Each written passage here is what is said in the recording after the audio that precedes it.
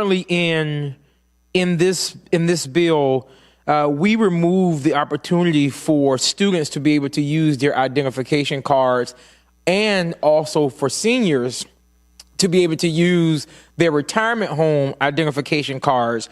So this amendment, what we're trying to do is to restore the use of student ID cards and retirement center identification cards, just as it has been done for years. Since 2005, we have allowed students to be able to use their identification cards to be able to vote. And as it stands right now, this bill will make it harder for those eligible Floridians to be able to vote, specifically our young voters and our seniors. And I do think that this is a solution that's in search of a problem. I'll give you two hypotheticals, members, if you can hear me out right quick. So let's say a freshman from Florida State University just blocks from this chamber who doesn't have a driver's license. And this is a true story what we heard yesterday. When this individual gets on campus, he get his student ID, which has a name, has a photo, has a signature on it, a measure pushed by students in 2021 for the purpose of having a valid photo ID for voting. Under this bill, this student will no longer be able to vote with his or her student ID, and this student now faces a barrier to be able to vote here in the state of Florida.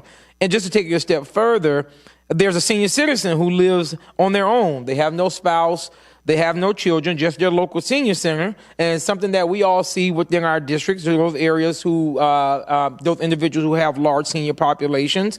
And under this bill, those seniors whose only ID may come from their retirement center, they're no longer able to vote using their senior identification card. So this senior now faces a barrier to voting through mobility or the inability to find documents. And members, I'll be honest with you, some of the things that we've seen in our senior centers who have their driver's license who are already expired, and they have no way to get to a DMV to be able to get their driver's license renewed. So many of them just keep the license that they have that's expired, and also keeping their senior ID cards. So remember, all we're doing, and this doesn't change the bill, all it does is it restores to ensure that students could use their ID cards, and our senior citizens who might be in a facility who might not have an ID, they can still use the retirement center ID card to be able to vote. And that is the simple amendment, Mr. President.